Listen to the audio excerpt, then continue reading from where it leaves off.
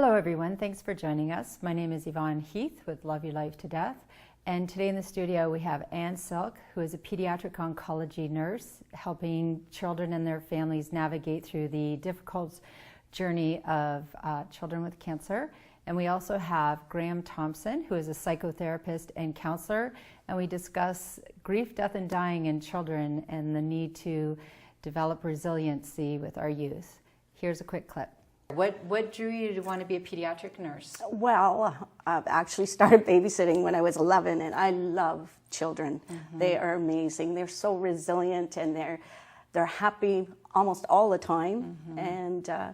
And they're just amazing kids. Kids are amazing. They are amazing. But doesn't that make it even tougher? Because especially with what you deal with in your career, you're dealing with children with cancer, and that is just, it is truly one of the hardest things for all of us to deal with, sick children or children who end up dying because of their disease. That's for sure, and it is difficult, but at the same time, when we're treating them, you're giving everyone hope, right? Mm-hmm. And the most common childhood cancer is acute lymphoblastic leukemia, okay. And there is an 85% cure rate now. Right. So the kids are living to adulthood now. Wonderful. And it's amazing. And through their journey, they go through a lot. Mm-hmm. And I'm glad that I'm able to be there with them. Yes. And we have come a long way. Wonderful. To help kids with pain and mm-hmm. And helping parents. Parents have support groups now. Thank goodness, yes. Because I can't imagine, what that would be like. I wouldn't wish that on anyone.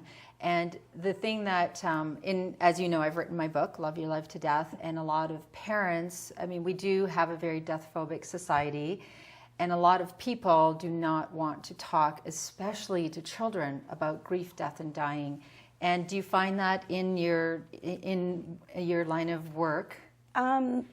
There are parents, I would say it's 50-50. Okay. There are parents who right away will tell their child, this is serious, mm-hmm. and, you may die from it. Mm-hmm. And then other parents will not discuss it at all. And we're here with Graham Thompson. Graham, thank you so much for being here today. Graham has been counseling for over 20 years. He is a psychotherapist, say all in one word, and he has worked with many teens, and a lot of them high risk for suicide, and has a great deal of experience with a lot of this, so welcome, and I look forward to hearing what you have to say about all of this.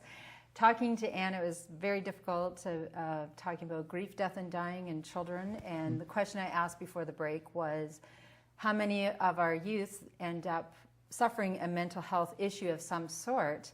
And the number they have come up with is 1 in 5?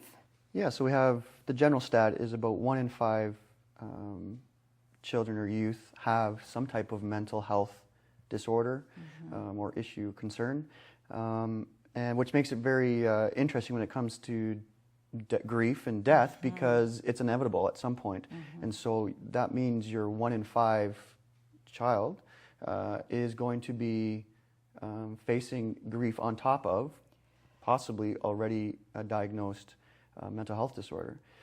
So it creates a complex situation. At the same time, a child could also be traumatized, of course, by a death through the grief if not properly prepared or if not properly supported through the process of grief. And so mental health is becoming it's quite a good thing lately in that it's becoming an open conversation, especially mm-hmm. amongst the children and youth. It's being destigmatized.